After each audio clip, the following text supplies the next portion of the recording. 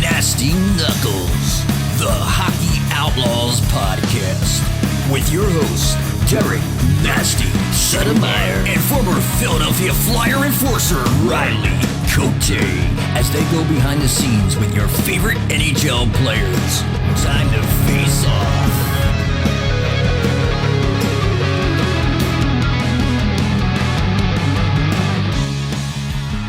All right, welcome back. What's happening, Nasty? What's up, Regarelia? What are you doing there? You got some trophies behind you. You're at a different spot. Oh, yeah. Little brass there back from 2003. That is the National Championship, Buffalo, New York. Wow. Not mine, Nast. Almost 23 years ago. I'm at the rink here in Westchester, Pennsylvania, at Iceline. Oh. Hanging out, doing a little work with TPH, Total Package Hockey Academy, and then little work with Method today, hopping on the ice later. So hopping on the ice with the kids. And you know what, Riggs? I'm going to start this off right now. We're going to be there New Year's Eve day. That's right. I'm warming the place up for you. Yeah, you should be. Oh, yeah. For the Nasty Knuckles 3v3 Throwdown, baby. Oh, yeah. Let's play 3v3. Can't do wait, it, Nast. man. 8U, awesome. 10U, 12U, 14U. Bring them all. 4 sheets, yeah. Maybe 4 50 sheets. U. Oh, no, it'll be 60U for you, Nast. We'll open up another category. All right, welcome back. Next week, I'll see you. I'll talk to you later. All right. Anyway, at least I make the men's league games, unlike yourself. For a 5-4 I game. will be there Sunday. It was too early. That was too early, and then the other ones too early. You don't even know what time this weekend is. You don't even know what time this weekend is. So why are you saying you're going to be there? Because it's a playoff game. You can finally show up. I've mentally prepared for it. I'm ready to rock. Committed. God, here we go. All right. I'll be there. Well, anyway, back to the Throwdown. December 31st from 9 a.m. to 3 p.m. Lots of stuff going on, but I wanted to tell you, last week on Friday, day after Thanksgiving, we had we did the Let's Play 3v3 with our good friend Jeff Haley, and it was awesome. We had so much fun.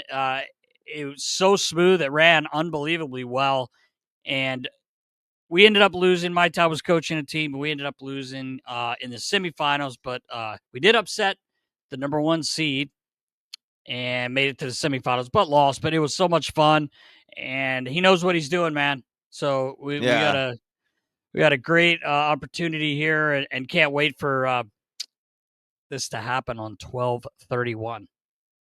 Oh yeah.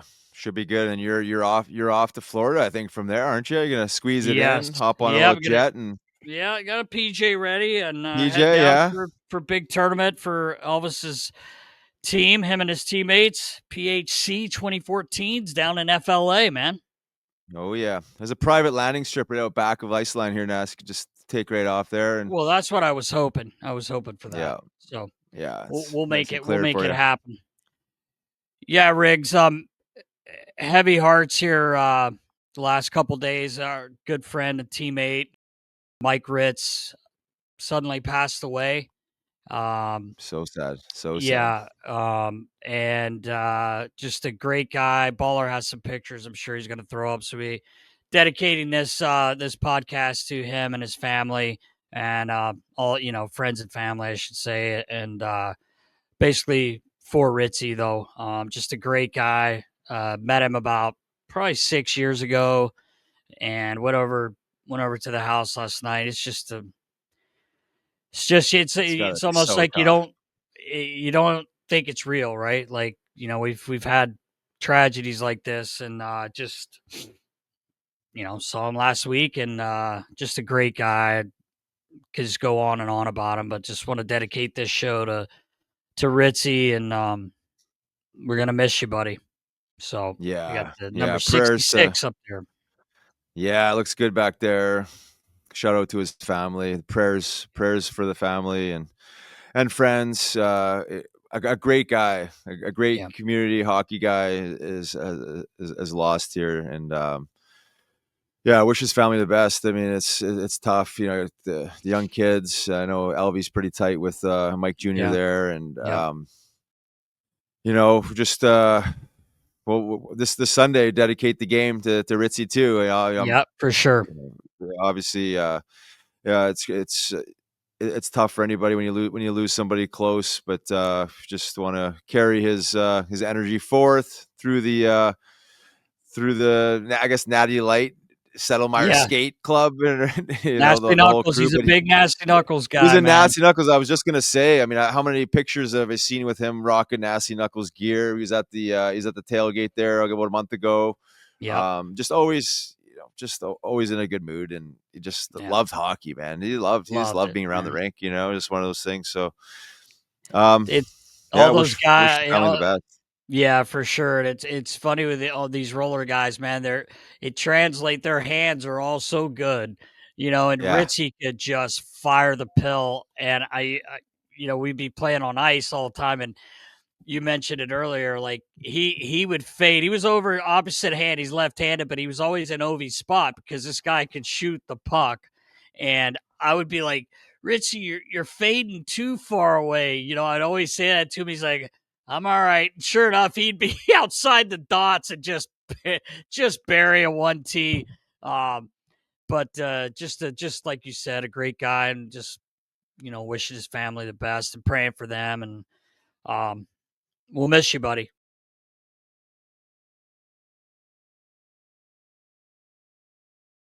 All right. What we got? Mass moving on in Flyerland. What do we got? Yeah, well, we got a team that's in the third place in the Metro right now, Riggs, in a playoff position, 15-8-3.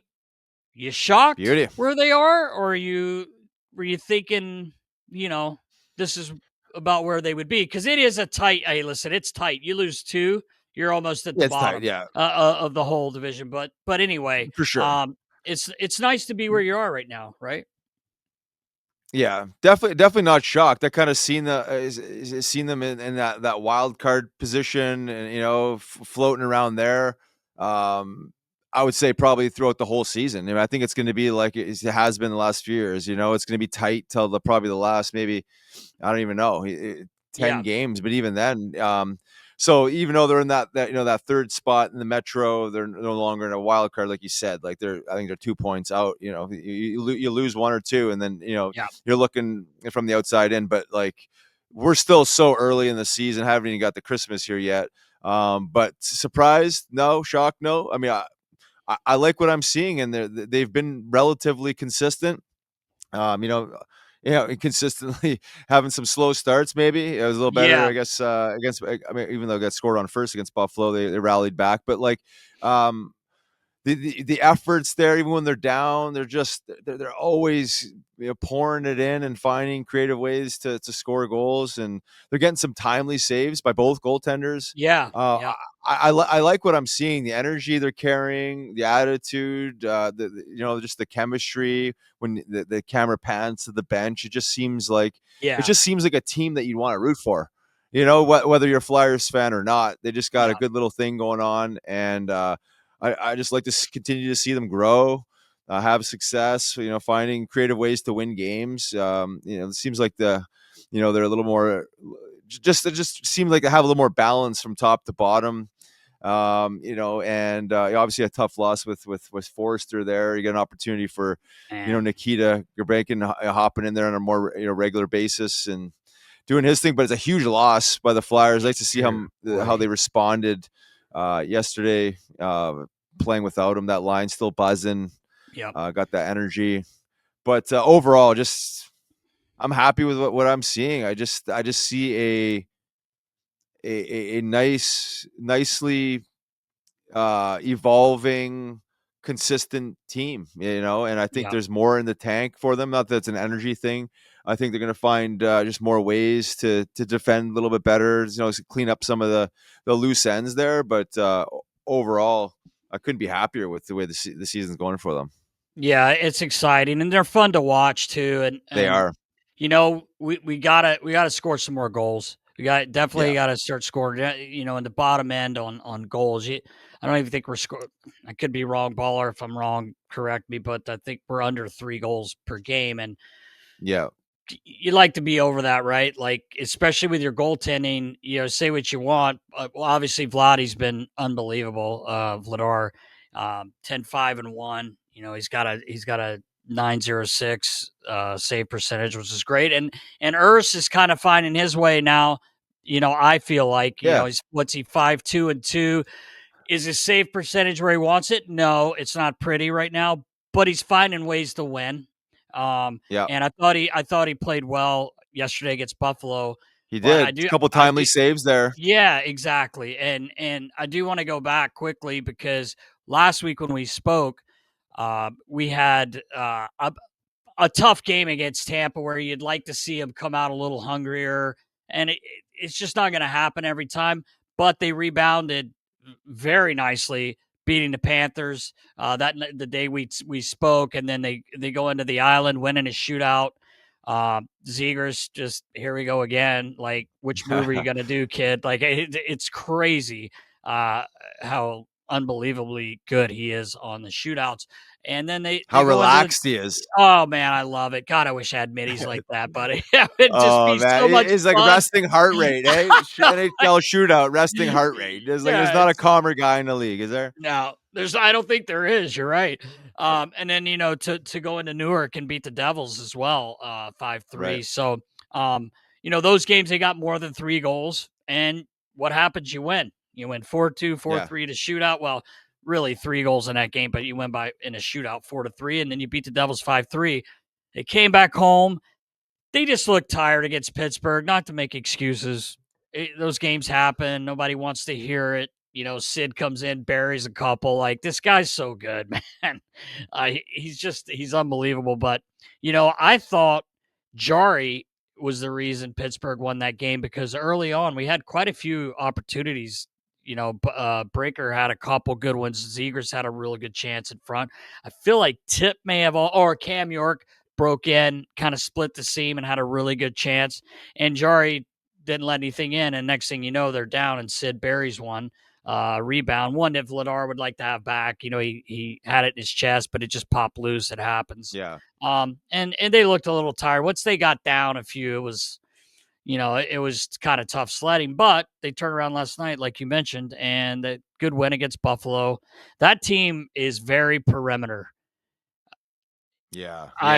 Watching them last night, like, they're very perimeter, and their D's pretty good size guy. I mean, obviously we know Matthias is a monster, but I'm not sure they play hard enough, to be honest with you, or gritty enough. You know what I mean? Like, in front of the net there? Are you talking about the defenseman in front of the net? Yeah. I mean, he was out there for at least 3 goals, maybe 4. Not that they were his fault, but he just, right. But you're right. There wasn't like, I'm thinking of his, not that I would compare him to his old man, but just like, get the lumber out, like, you know what I mean? Like move a guy or two, like, you know what I mean? Like, well, yeah, not even just if I had that size frame. Yeah, not just him, but anybody in front of that. Right. But he was up, but he was out there for at least 3 goals overall. But I think like all the defensemen, like, like make it harder on these guys. There's a couple of clips there I showed today around the Flyers' urgency to get to the net. You got Noah Cates, you got Bobby, you got whoever else was, on these clips.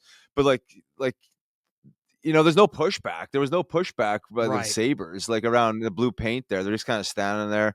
Not that it's about fighting and, overly flexing, but it's just an attitude, I guess. And it's hard to go. It should be hard to go to the net, right? I mean, it shouldn't be a cakewalk.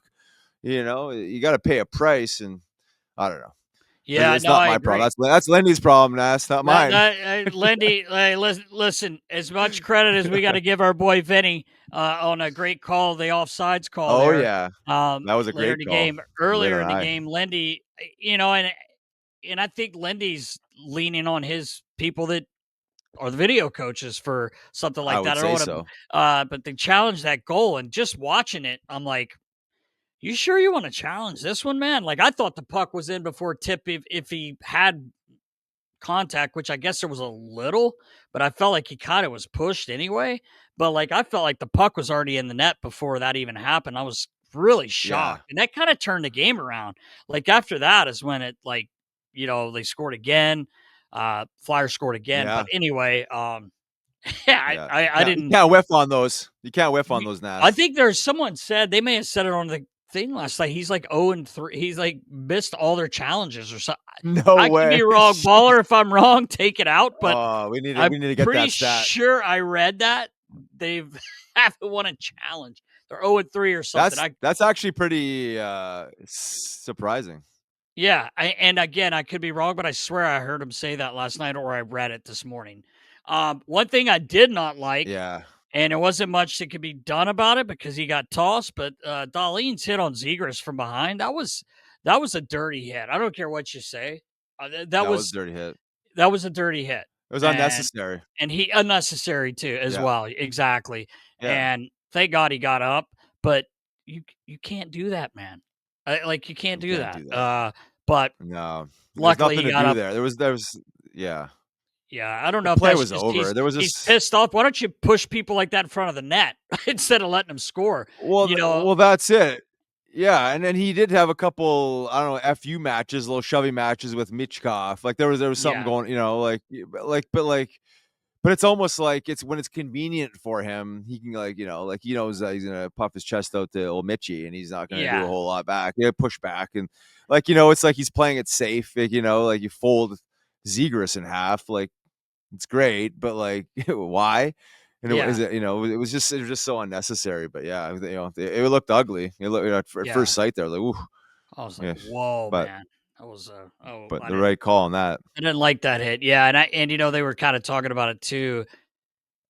The refs may have said, look, we probably should just give this guy game misconduct too. Although I think it warranted it for sure. But if they didn't, they probably knew their hands were going to be. Everyone on the Flyers team was going to be, with the exception of Vladar, because he wasn't playing, wouldn't be on the ice, but everybody would be going after him. And they should have. And I was like, I said to Elvis, we were watching the game, and I'm like, Flyers get up 6-2 here. If they get up, 4 goals, somebody's going to do something. Probably not too crazy, but that's when, I don't know, it's back in the day, but that's when Chief said when shit like that happened, they'd say, hey, I don't know, tell Alex Tuck, hey, whoever, exactly. This kid's dead because you did that, not literally dead, but they're going to go after him. So anyway, it's a good win. Flyers are playing really well right now. Just got to keep her going. They got a tough one Sunday with Colorado coming in. I mean, they're okay. In the 26 games they played, they're 19-1-6. And not too shabby. McKinnon's on a bit of a heater as well. He's almost got a goal a game. He's got still 22 Gs in 26 games and then 24 assists. So he's doing all right for 46 points. Not a big deal. 26 games. Like your men's league numbers. Yeah, not bad. Yeah, exactly. Pretty similar. Not a big deal. Before I move on from the Flyers too quickly here, old Tippy. Yeah, the tipster. Tippy's he's hitting some milestones. And this milestone is brought to you by GT Wholesale. Tippett, his 100th goal in the National Hockey League, Riggs, which also was his 200th point. Not too bad. Nicely done, old Tippy. Yeah, he's hot. He's hot and cold, eh? He's hot and cold. He waits a while and then puts a couple in, but just keep her going, Tip. We gotta score goals here. That's for sure. Yeah, we do. He had a nice little hand-eye coordination one yesterday, and on the rebound, batting it out of midair there. And the other thing too, you talk about the goal scoring. They scored another 3 goals in a minute yesterday. Like they're scoring in little clusters, like they're like condensed spaces of time. They're able to squeeze in 2-3 goals, and obviously under a minute. Not ideal, and it's obviously not going to be consistent. Like you're going to be able to spread that out through the season, but they're finding ways when they get rocking. But Tippett, sure. I mean, just keep finding the back of the net. His name keeps surfacing in trade rumors, but congrats, 200 points. They're talking about Vancouver. I read, and Baller, the insider that he is, heard that as well. So We'll see. Yeah. But Tip, I don't if think you that's keep scoring, you're I not don't going think that's anywhere. anything. Yeah, right. Exactly. Yeah, you keep that up. Why would you want to move that? Exactly. But we will see. I don't think that's happening anytime soon. I think this is more speculation, after Christmas and, leaning into the, trade deadline. So we'll see. Yeah, we'll see. As long as he's producing, nothing to worry about. Exactly. And I did want a little side note. You mentioned Foerster going down, which is obviously awful for the Flyers and for him. You wonder exactly what happened there. Obviously, something popped or pulled or whatever when he took that shot, but he knew it right away. But I just wanted to mention on top of that, Baller was telling us that they reported Cam York with an upper body injury, and he did get hit high last night. So hopefully he's going to be okay. They really don't need him out of the lineup, as well as Foerster. That's a tough bounce. So hopefully our buddy Cam's going to be all right. We'll see what happens in the next few days with that. Yeah, I hope so. Wish him the best. Hopefully it is just a simple upper body, but either way, we don't know. Wish him the best. All right, Nas, it's that time. What time is it, buddy? Pod time. I'm getting a little antsy over here. All right. Our good friend Shjon Podein, episode 218, brought to you by our good friends at Camden Apothecary. Let's go. Welcome back. I'm Riley Cote. And I'm Derek Settlemyre. And this week we have one of my favorite guys ever. And I say that sometimes, but Riles, you've heard me talk about this guy. Absolute beauty. Got to meet him my very first year here in Philadelphia. From Rochester, Minnesota, was picked by the Edmonton Oilers back in the 1988 Riggs. Wow. NHL entry draft. Played his college hockey at University of Minnesota Duluth. Won a Calder Cup with the Cape Breton Oilers, and he also won a Stanley Cup in 2001 with Colorado Avalanche, who didn't have too bad of a team, Riggs. Ended up with 699 games played in NHL, which is a lot and amazing. And he also had 100 goals, 99 more than you, Riggs. It's fucking nuts. 99 more. But please welcome to the show our friend Shjon Podein. Pose, what's up, brother? Guys, thanks so much for having me. Dave, this is awesome. Oh, man. I'm so pumped. I ran into Mark Tooth the other night at a game, and I said to him, I'm like, dude, where is Podes? He fell off the earth again. Like, I don't know. I don't think I have a number for him. He goes, oh, man. He's like, he's awesome. He's doing this, doing that. So I said, well, give me his number, and I hit you up, and we really appreciate you taking the time, brother. Well, thanks, guys. It's just great to be on here, and Riley, great meeting you. I watched you play, and so always have Philly in my heart. You know that, D. Yeah, I know that.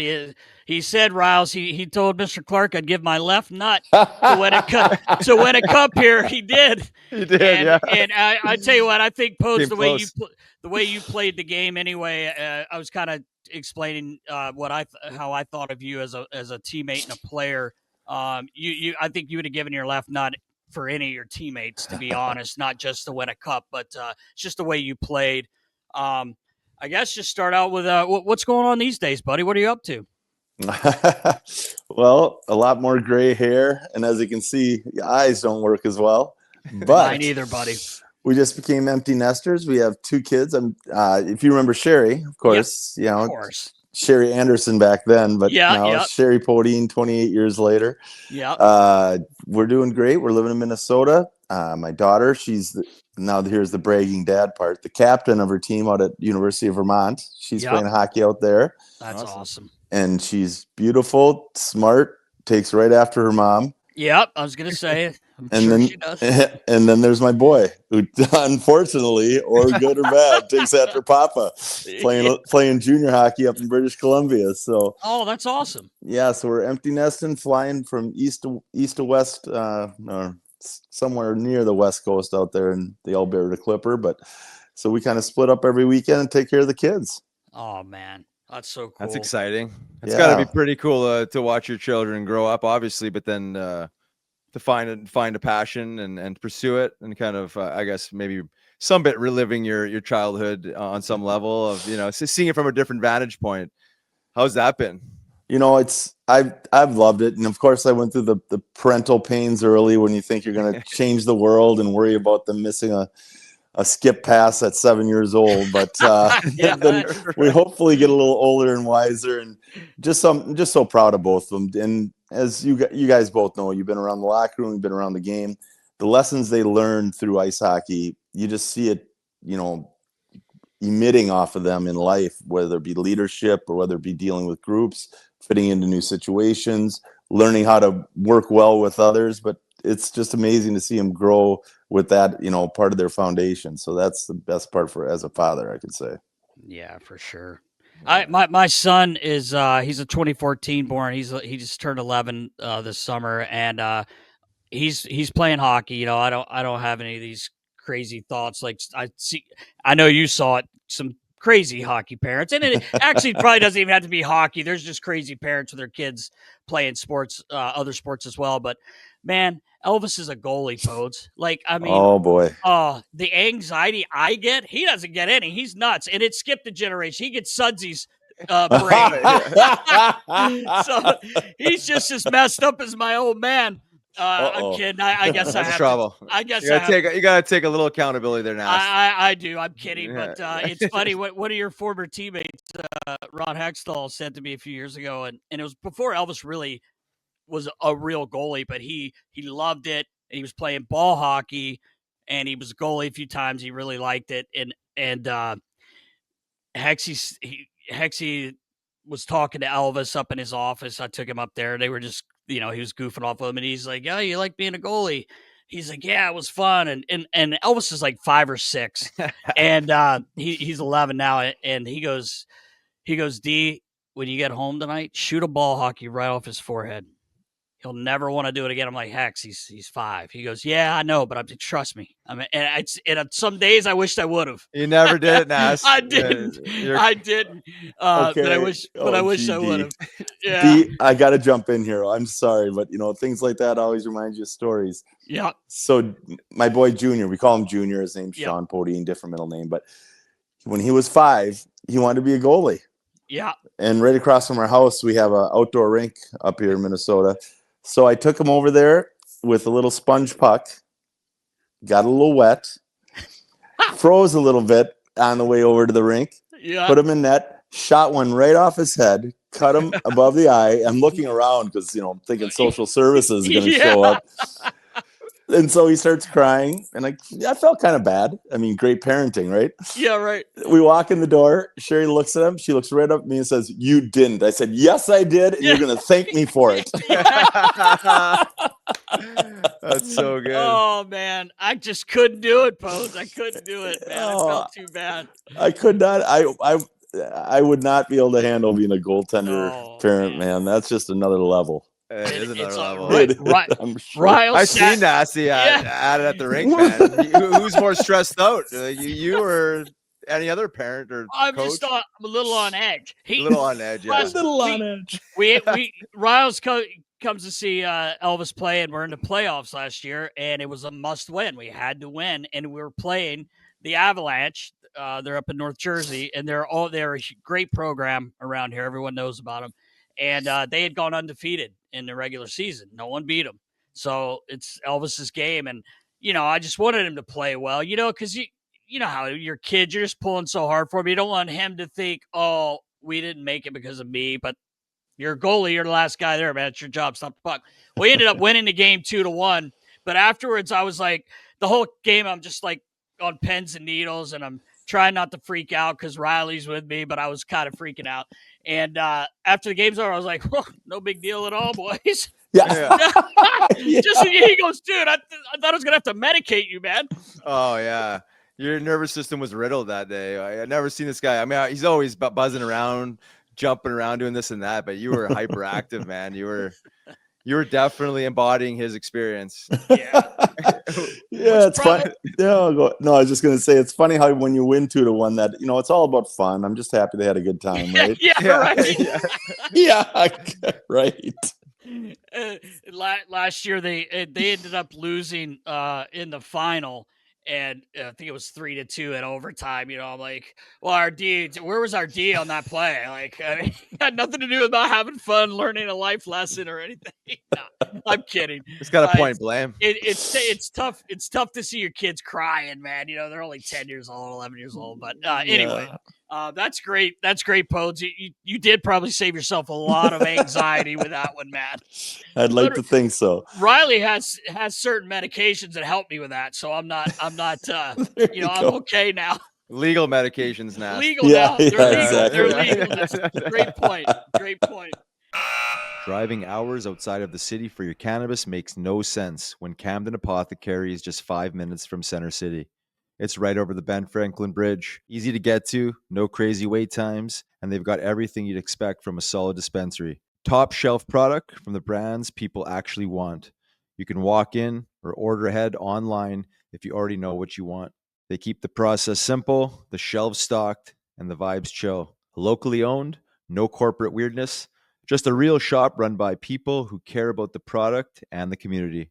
They're open 7 days a week, right off 676 at 1205 Haddon Avenue in Camden, New Jersey, with a huge parking lot. Hit up CamdenApothecary.com to check out the menu or place an order. Again, that's Camden Apothecary, real close, real solid. Podes, I wanted to ask you quickly about playing college hockey before going pro and everything. And I remember you saying before you didn't really have any. I mean, I guess all kids like you guys growing up playing hockey have a dream of the NHL, but you were just like, you wanted to play for your high school team. And I remember reading that, but you had an interesting start to your college career, and it wasn't at University of Minnesota Duluth. If you want to give us a little rundown of that. All right. I'll try to keep this one short, D. Okay. So, yeah, in Minnesota, we have a pretty good high school system. So when I was growing up, like my only goal was to play varsity high school at John Marshall. I mean, we didn't have a lot of money. My mom and dad worked hard, and you were going to the public school that you lived in. You didn't move around back then, especially in southern Minnesota. So after high school, I had 2 scholarships, one to Alaska Fairbanks. I remember it was like a 3/4 ride. And then one to United States International University in San Diego, which no longer exists as a private little college. And so I ended up taking the scholarship to San Diego, but my dream was always to play at Minnesota Duluth. It was just, back then there was only 2 Minnesota schools. You had the big one in Minneapolis, and then you had the smaller one in Duluth. And my dream was to go up to Duluth and, really give it to the big schools, the big city schools. But I went up to San Diego, realized when I'm playing beach volleyball and maybe having a couple hard sodas the day of the game, that wasn't the place for me. So I left there. I left there at Thanksgiving my freshman year, came back. I wanted to go to Duluth. My junior coach, Frank Saratoria, was really pushing me to get there. They said they couldn't use me. They had too many guys. So I'm on my way back thinking, what am I going to do here? And so they let me come up as a 6th-line forward, and because I had to sit out a year back then. Right. It wasn't like today. Go wherever you want. And so I would play junior hockey in my hometown of Rochester on the weekends, and then I would car up to Duluth, which was 4 hours away back then, and then practice and go to school my freshman year. Wow. Which I loved. I mean, it was great. I was chasing my dream. And then the next Thanksgiving, my sophomore year, I became eligible. And like you said, I got drafted in 98. 88. I didn't get drafted at 18 years old or 19. It was back then. I don't even know how it is today. It was at 20, you could still get drafted. So I played on the 4th line. I got my 3.5 minutes a night, loved every second of it, and I ended up getting drafted. And I was driving back from San Diego my sophomore year. I helped my buddy move back after the school closed. I remember getting to a payphone in Omaha, calling my dad, saying, I'll be home in 6 hours. And he's like, oh, yeah, I was in the paper. You're supposed to get drafted. I was like, yeah, I don't really think that's going to happen. Got home at 4 a.m. and I woke up my mom. She's like, oh, yeah, you got drafted today. And I was like, oh, okay, that's awesome. I just hope it's not to the Edmonton Oilers because I'll never, ever play there. because they were so good back then. And oh my God! And you see these guys going today, going to the Sphere in Vegas and first round, right. So proud. They didn't have that.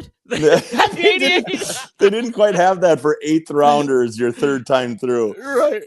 And I remember sitting on the stairs going in our little condo and my head down thinking I was so sad because I would never play there. And then I ended up, finished out college, played in the 4th line again. And then my senior year, I got a little break. Luckily, our team was really, really bad. So they actually had to play me my senior year and had an okay senior year. And yeah, you had good numbers that year. And 21 goals, man. Yeah, about 11 off my shin pad, I think. Hey, they don't ask how, man. Yeah. And then I remember after my senior year, my plan was to go to Australia to play pro hockey with a friend of mine. And I was just all pumped because I could be down there for the winter. He had a bartending gig for me. And all of a sudden I got a call. I was actually down on spring break in Daytona back in the late 80s, which was the big place, MTV and all this. And I called my buddy Sandy Smith and I was like, yeah, it's great down here, man. And he's like, oh yeah, my agent's here and he would like to represent you. And I swear to goodness, I remember saying, for what? he thinks he can play hockey after college. He said, do you have anybody? I said, no, sounds great. And so I got my agent that way. And then I actually got offered a contract and went off to Cape Breton to start my professional career.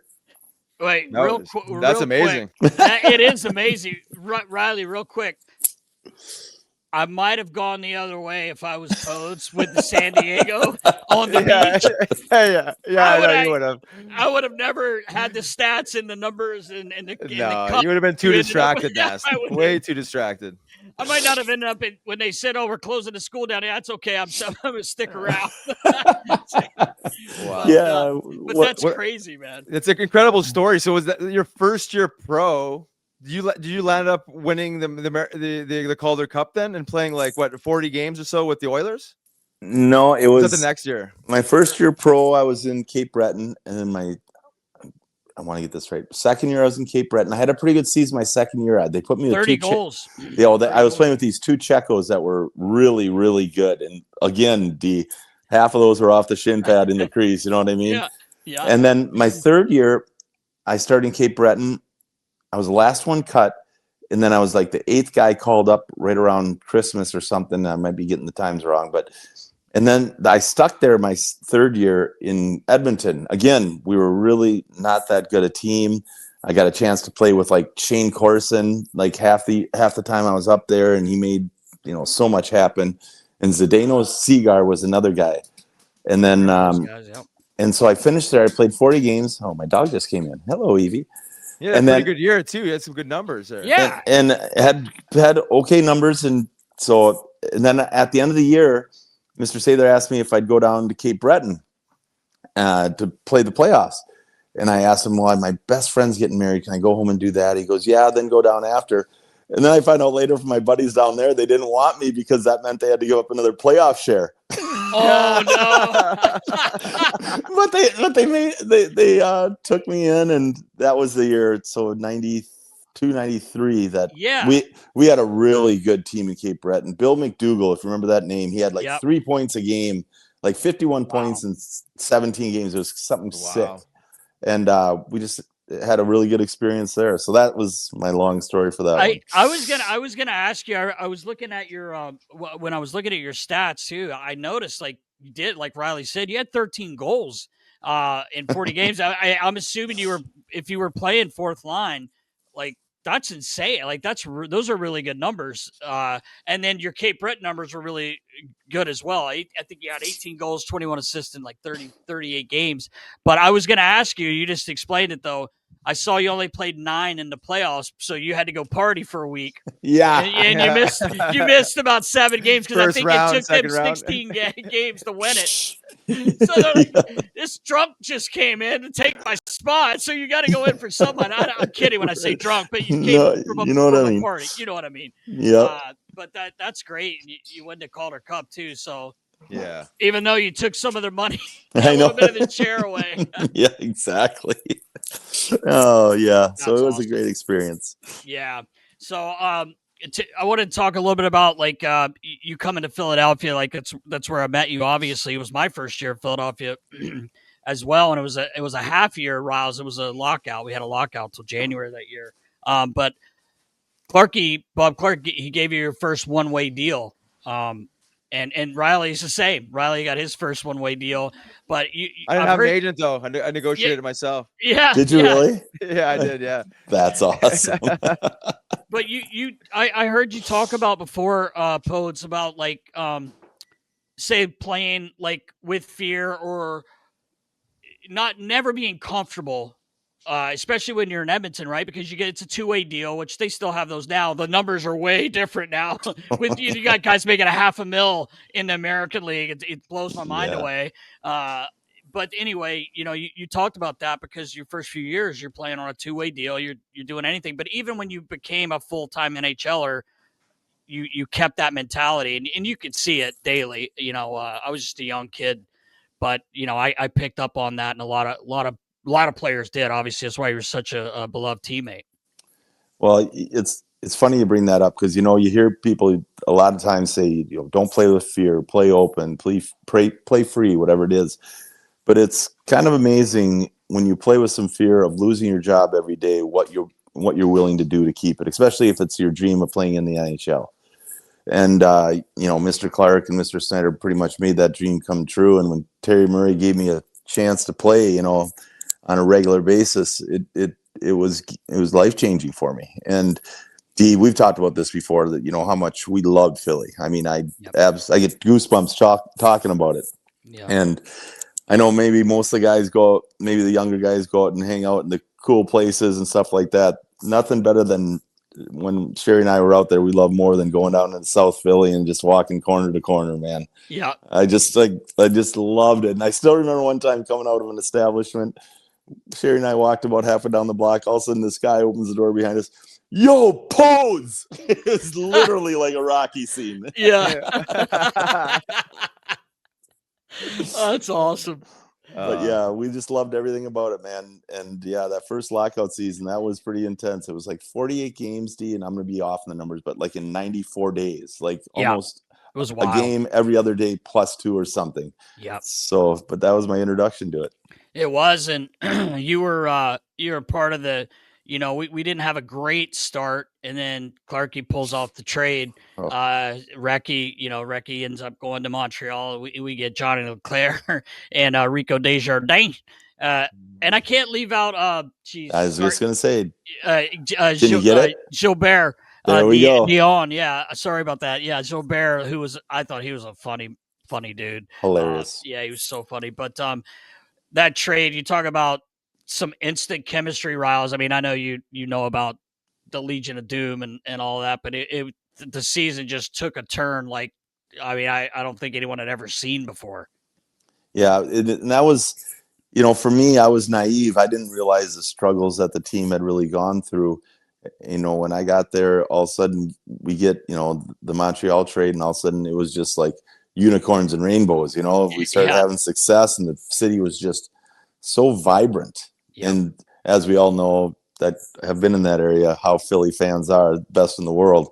They're hardcore. I mean, I still remember one time when I first got there, we were playing an exhibition game. I went down the ice. I don't know. Someone passed me the puck. I shot it, hit the post, and you get that big, oh. Yeah. And as I was admiring my great shot, as I slowly turned to the corner, I saw this guy stand up, and he weighed a good 290, 310. Podin, get your blank back. I was like, oh, jeez, I better get back. Yeah, these fans. They'll let you know. They'll let you know for sure, man.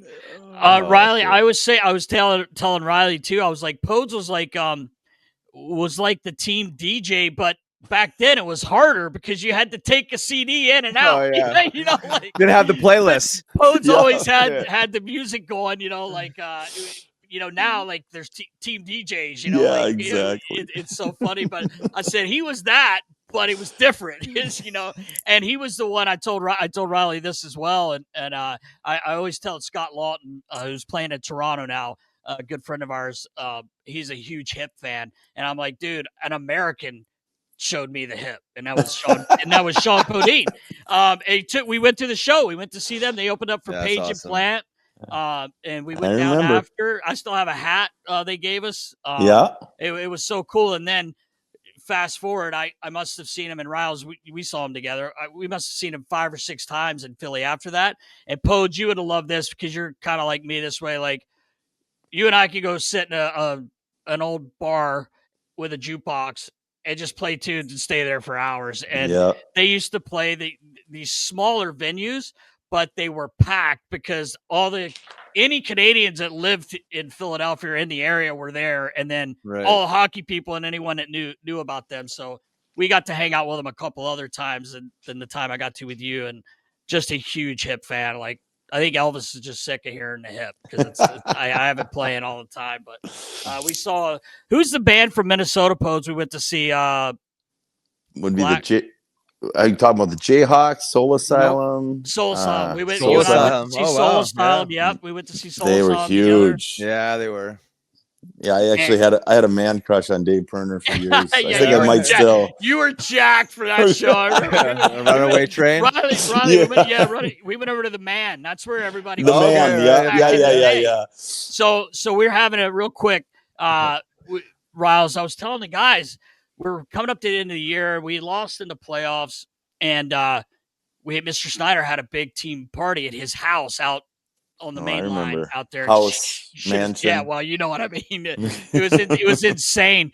But there was a concert in Hootie and the Blowfish, and I was like telling Podes, and I think Rob Zattler was with us. Yeah. Man was with us. I can't remember who else. But we're like, all right, well, we'll leave and we'll get over to the show. And I'm like, I know these guys. My buddies are actually opening up. No way.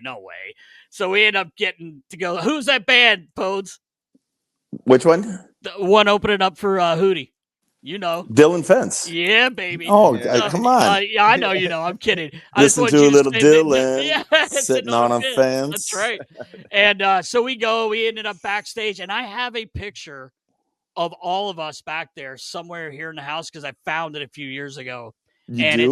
I do. I'll send it to you. I will find it and I will send it to you. Dude, it's unbelievable. We're with Dylan Fence and Hootie. It's like, I don't know, 15 people in this big picture. It's so funny, man. But we like the music, and Podes was the DJ. He was like the DJ Riles back then. Oh yeah, a little more responsibility back in the day. You actually take the CD out. You can just rely on a playlist. If the song sucks, you get booed. Yeah, right. It's not a quick transition. You got to get in there and get your hands dirty. Yeah, it's exactly. A little different animal. A little bit more labor intensive back in the day. Yeah, right. Yeah, you're on your game. Yeah. You had to be on your game. But so when you were here in Philly, some pretty good teams. I ended up in 96, 97 getting the job with the Phantoms. It was their first year. So Mr. Clark's like, well, hey, if you want to do it here, you got to do it in the American League. You got to learn how to, be on your own and everything. So I did. Of course, we go to the finals that year, which I did. I mean, I did get to help out a little bit, but that run, like, I'm like, we're going to win the cup. Like, Flyers are going to win the cup. We ran into a machine. I mean, obviously, like a machine, Riles. Like, it was insane. I remember, but just that whole run being in Philadelphia, just talk about that, Podes. Well, it was just, and like I said, I was naive coming into it. So for us to have that run after, I think it was 5 years they had missed the playoffs. And don't quote me, but I remember Eric Lindros telling me that when we were in Buffalo. And I was like, really? Like, I'm just like, oh, wow. And all of a sudden you just felt it every night, the energy. And then to go against that Russian machine at the end, they just had it going on. And but the ride itself was amazing, and just the way the city just didn't just accept it or just didn't enjoy it. They just lived it, and then that's what I remember most. That's awesome. For sure. You mentioned Terry Murray.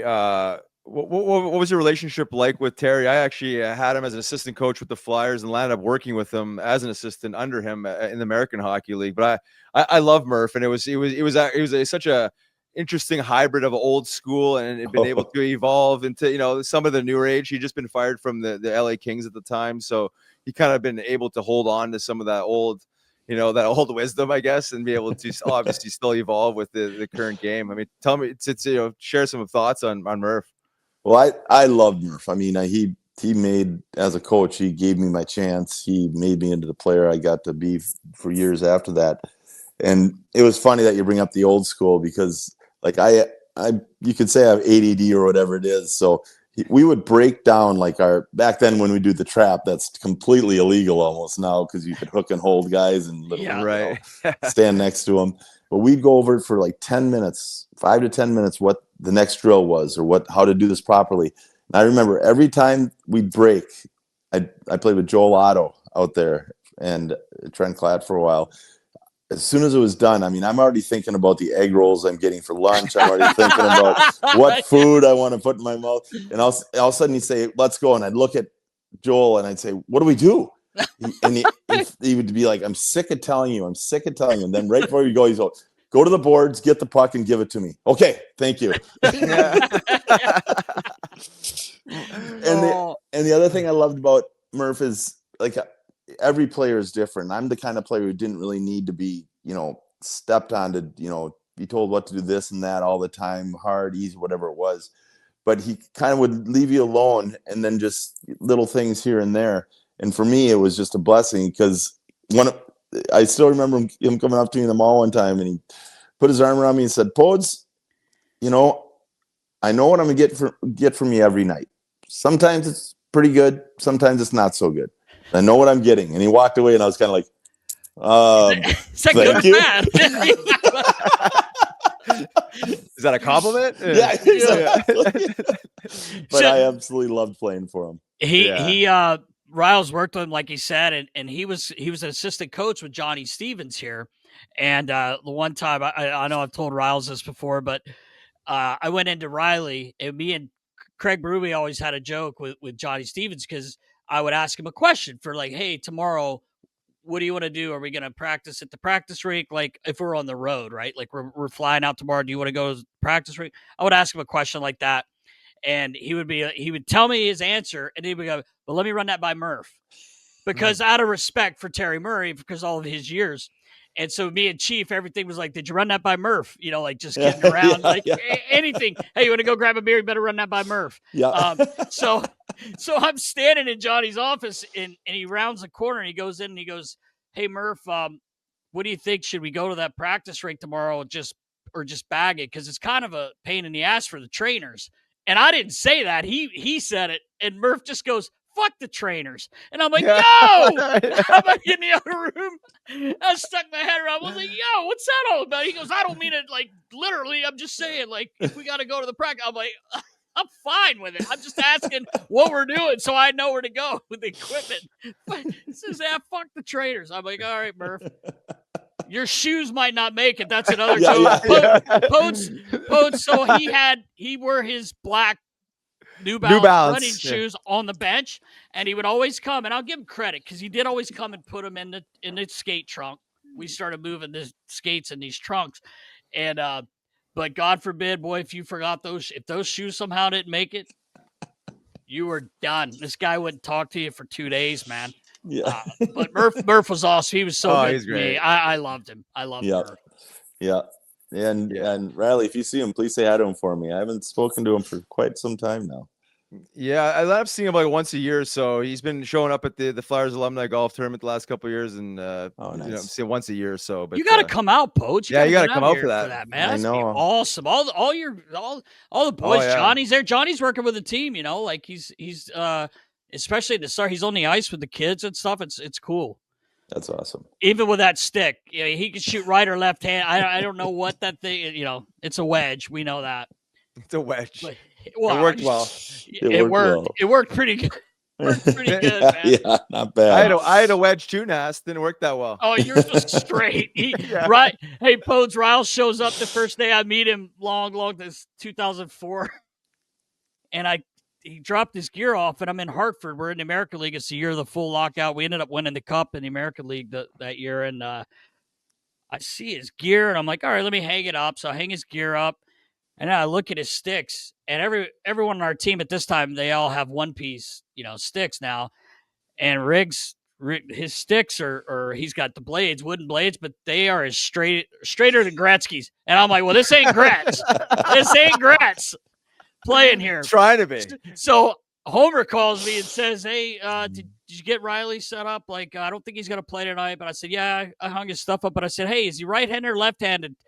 He says, it doesn't matter. Stick will be on the ice. Chucking them. In my defense, the Central Hockey League didn't have a whole lot of inventory. That was all I had. That was all I could get. I know. You ended up changing her up. You landed up working out. Well, yeah. Then obviously you helped me out, give me a one piece, and everything changed. Everything changed. Yeah, right. All of a sudden, the mitts started coming back, and yeah, exactly.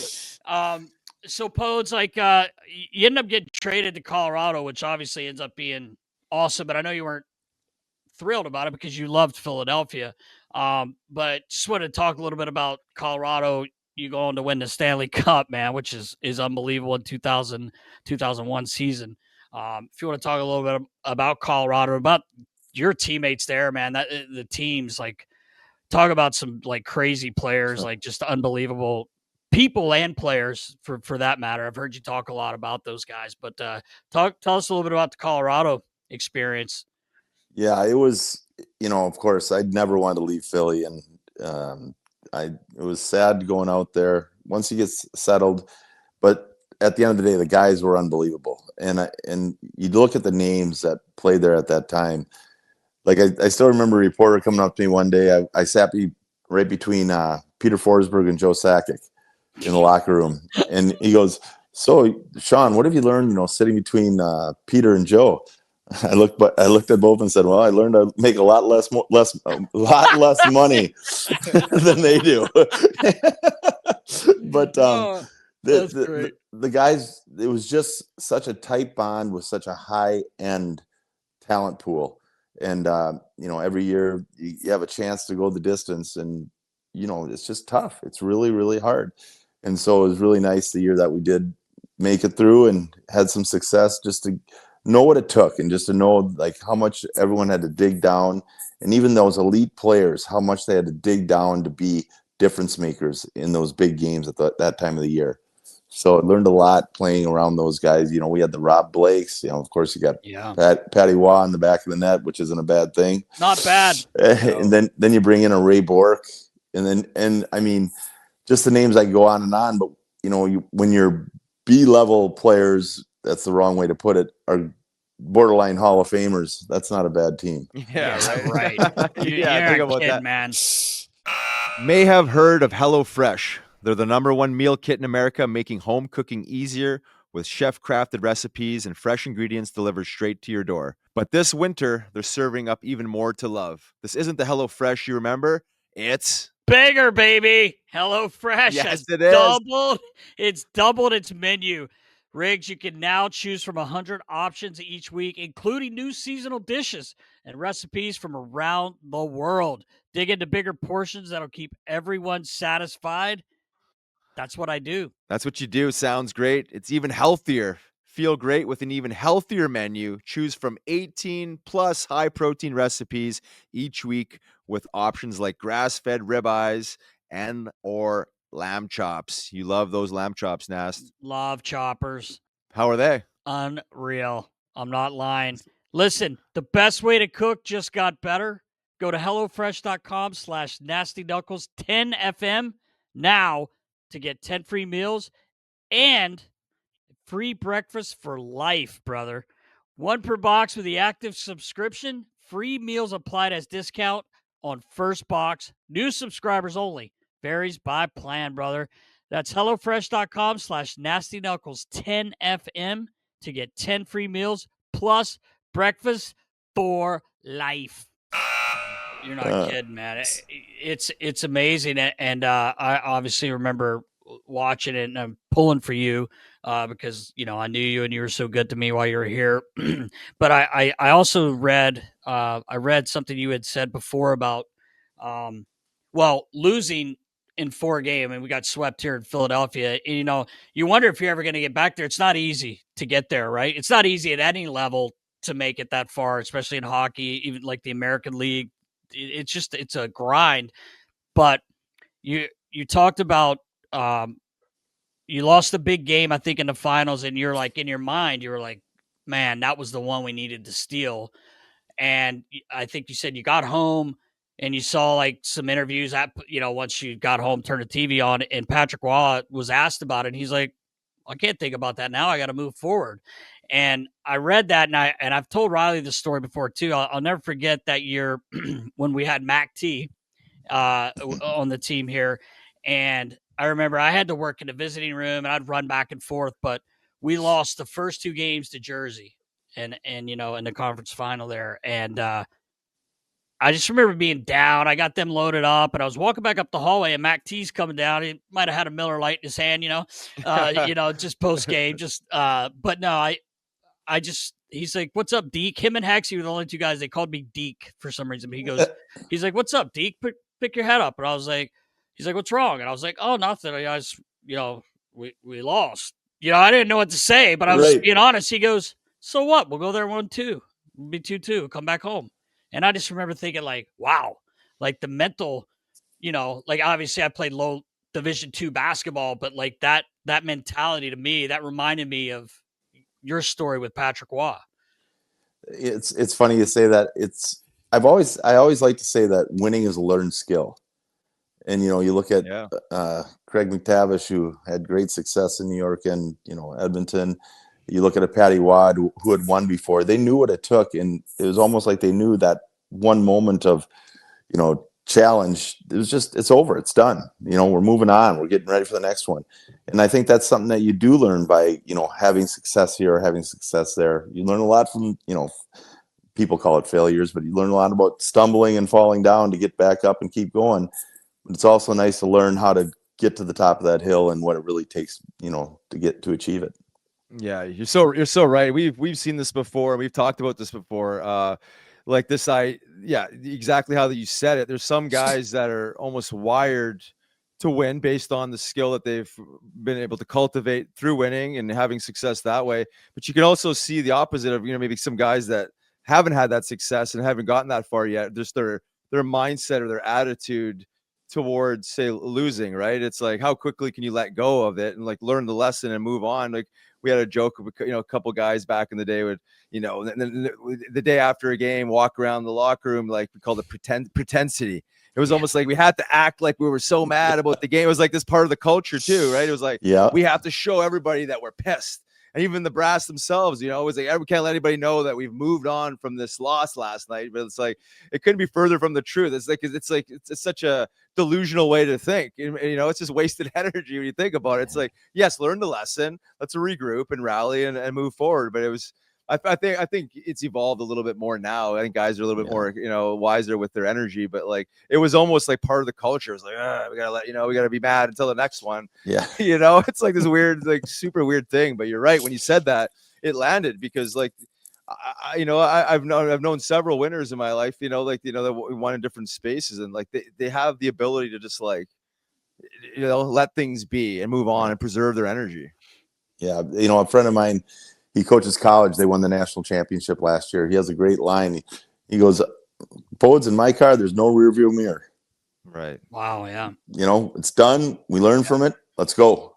And he's just so right on. I mean, you take those brief moments, you learn from being challenged, not having success, tweak them, and your mindset's already moving forward, how to use them for the next, you know, challenge to have success. Yeah. Yeah. I mean, it makes obviously a ton of sense. It's such a simple concept, probably really hard to practice for most because we're so used to beating ourselves up, right? The mind is a powerful thing.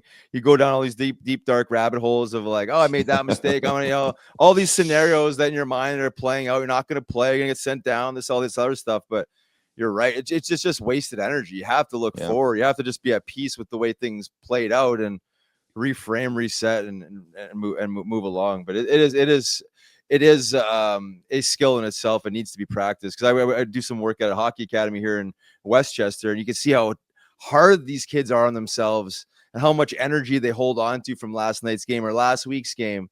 they can't really move forward. They don't have that ability yet. It's a skill for sure. Yeah, no, I think you just hit it right on the head.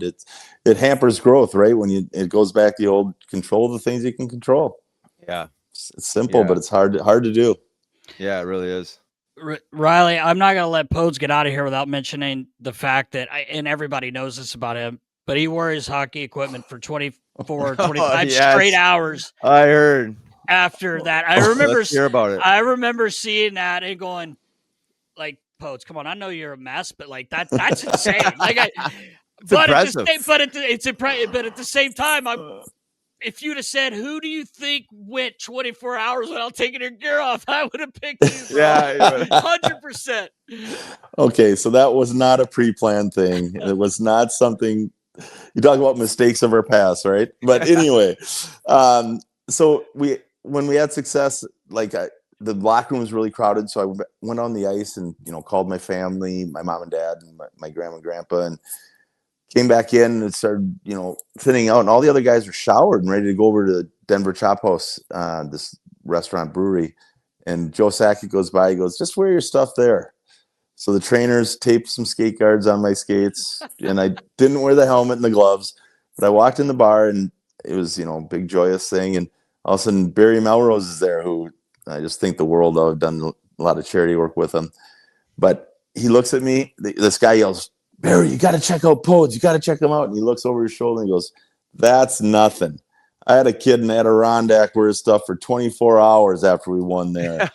And it was like, honestly, in my head, it was like, if you ever seen A Christmas Story when they triple dog dare the kid hung on the pole. Hung on the pole. Yes. It was done. I was like, what am I doing here? And it was hilarious because we were like at some bar at 4 a.m. and no one would come near me because I smelled so bad. We got home. My wife's looked at me. She's like, "Just take it off." And I remember saying to her, "Honey, I'm nothing more than a stain, not a stain, but just a pebble in this whole big hockey world. But if I do this, people remember this more than anything else I ever do." And I swear to goodness, that's the one thing people remember. But it was fun. It was kind of also as a moment you just don't want it to end. Time's going to go on, and Monday morning's going to come. But that moment kind of wanted it to last as long as possible. Oh man, I can only imagine. God. That's super cool. You talk about like being able to extend a moment of your life or a memory, right? It's like, obviously you would never forget winning the Stanley Cup, but like, it sounds like it's even more meaningful. It has more energy because of the story that follows, right? I mean, I'm sure every time you're interviewed and whatnot, you bump into people, that's brought up on some level. So it just keeps highlighting the memory that's obviously etched in your DNA now. But it's pretty cool. You think about it, you don't. How hard is it to win and be able to actually do something like that? That's like, it's silly, but like powerful, and it's in its own right. And I think my favorite part of that was, we had the all night thing, then we had the parade, and then another night, and you're just exhausted as it is. That you're just glad the playoffs are done. Yeah. More than I speak for myself, and I just remember that second day, I'm in the backyard. All the festivities are done. I'm picking up the dog's poop, and my neighbor, and taking my time. The neighbor comes out, "Yo, what are you doing? You just won the Stanley Cup." And I thought for a second. I looked at him. I said, "Are you going to do it?" He goes, "No." Yeah. I said, "Well, there you go. Life's going on again. Yeah, right. I guess that's done." Yeah, it's over. It's over. Yeah, right. It's over. Back to cleaning up the shit. Yeah. That'll humble you real quick when you're cleaning up the crap with your dog. And so I do have to. I have to ask you quickly too, Podes, about Bob Hartley. I think I know you said you like coaches that pushed you and all that stuff. How was it playing for him? Because we've heard some things, and I watched some things too. Actually, when I was with the Phantoms and he was coaching in Hershey, he was very successed there. Obviously, before he went up to Colorado, but him and Billy Barber used to just go at it. It was. I'll never forget the one time they ended up beating us the very first year, 96, 97, and they went on to win the Calder Cup. Yeah. Well, the next year we're playing them, and we won the cup, but we're playing them, I think, in the second round, and the Spectrum's packed, which it was cool having two venues like that. And the Phantoms had 20 sellouts, I think, the first year, which is crazy. But especially in the playoffs, it was sold out, 17,380. I think that's what it held. Anyway, we're playing a game and we're kind of giving it to him. We're beating him pretty good.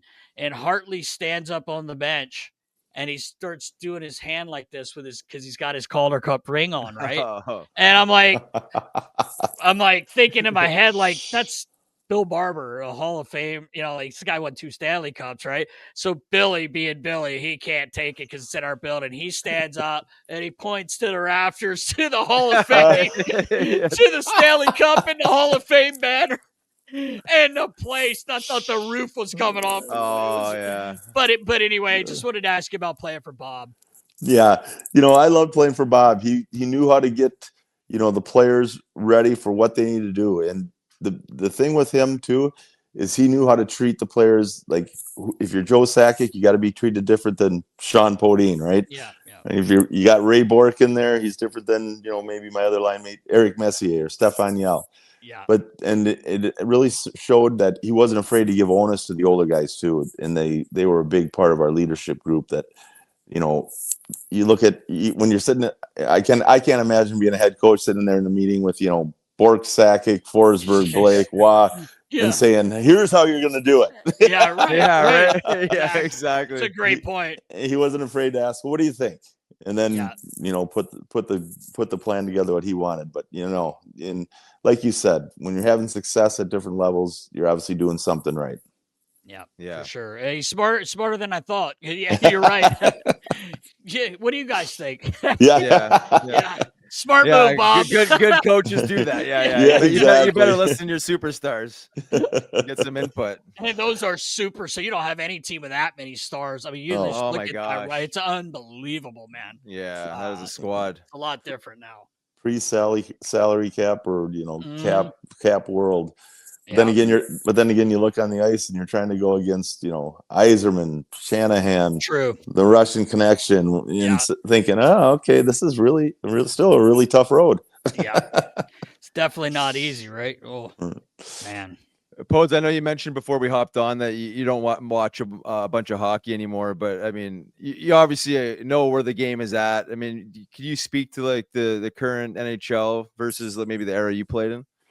Thoughts on it? Well, first of all, the product is about 10 times better. These kids can fly. Right. And it's like when I watch a ton of hockey, but of course it's my kids, right? Junior hockey, college hockey.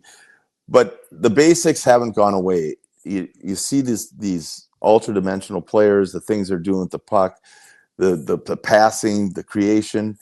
But you know what? It's still nice to have a really good goaltender out there playing for you. Yeah. It's still nice not to get a lot of penalties, and specialty teams still are a huge difference maker at every single level.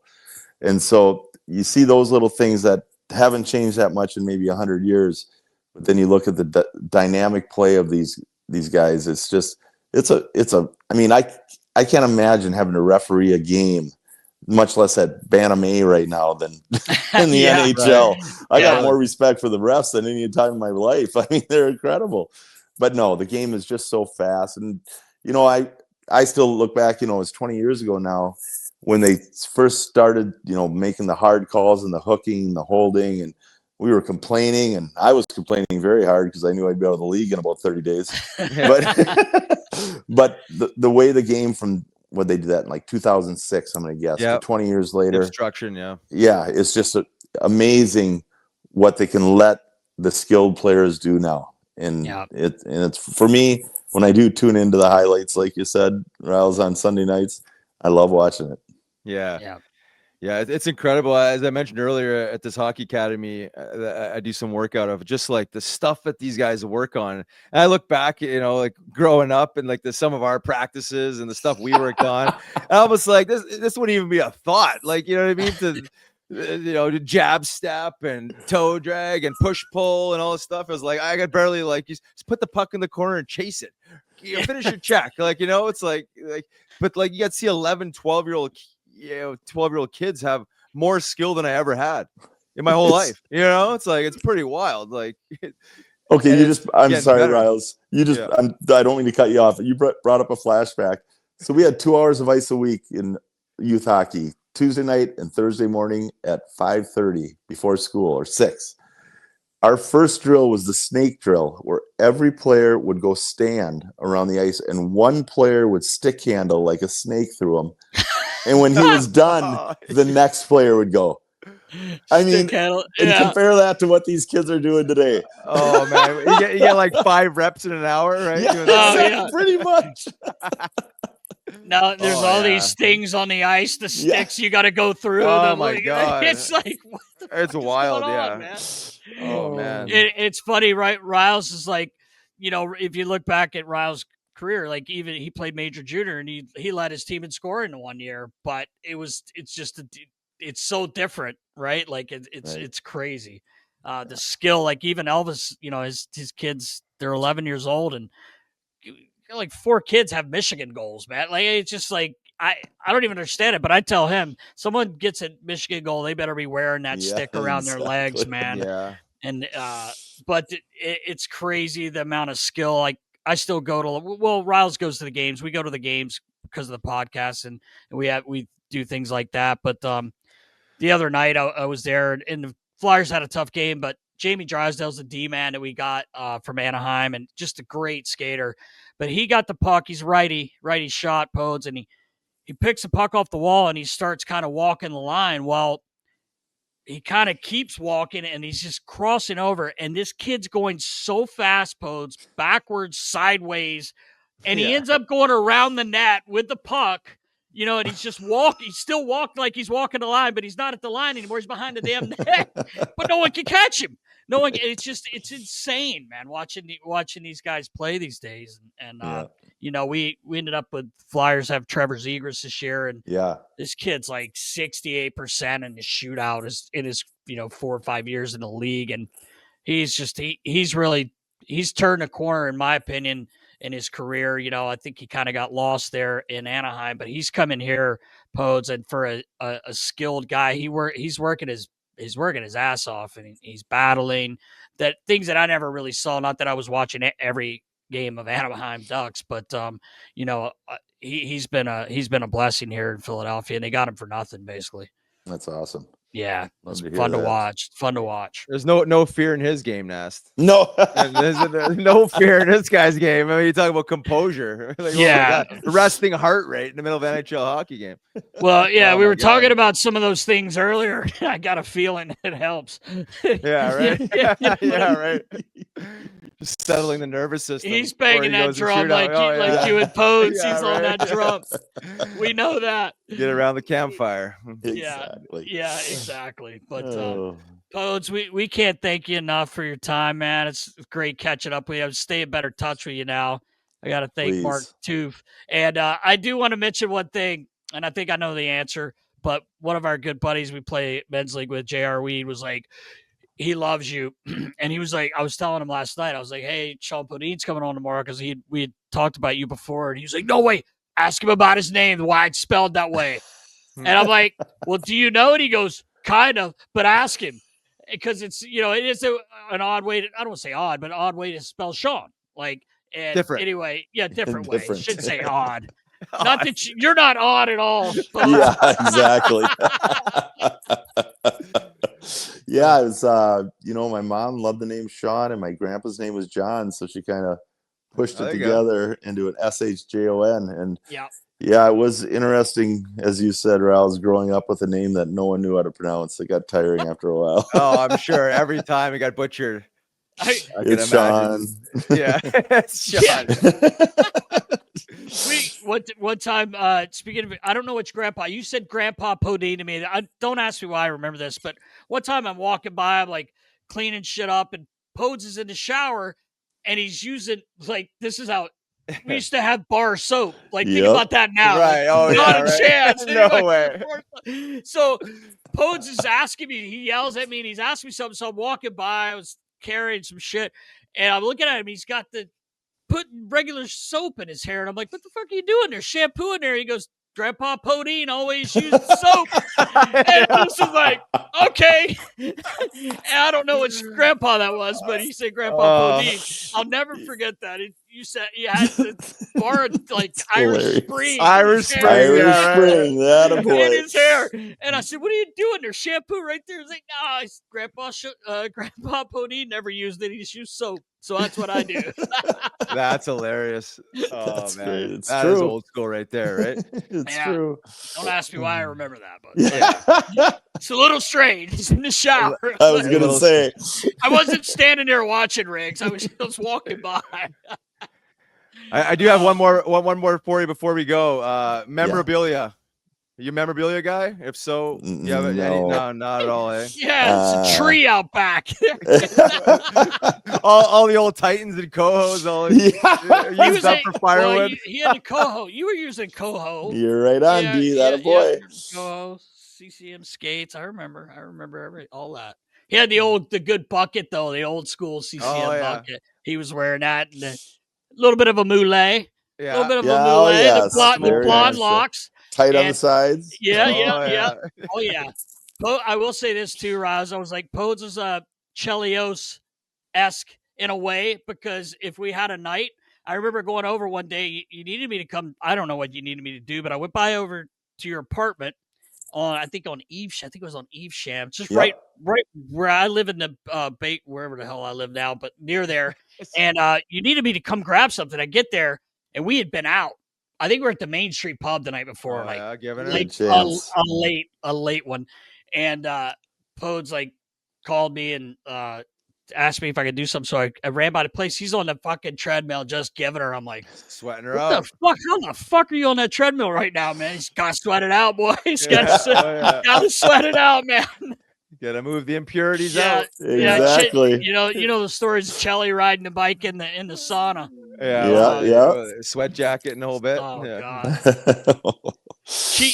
Our good friend Craig Berube, Chief was doing that, and I was like, "Why? You don't look like Chelly." He goes, "Because I eat like a man and drink beer." That's what he says. I eat like a man and drink beer, boys. But Podes, man, it's so good catching up, man. We really do appreciate you, brother. It's been great, guys. Thanks so much for thinking of me. I really appreciate it, man.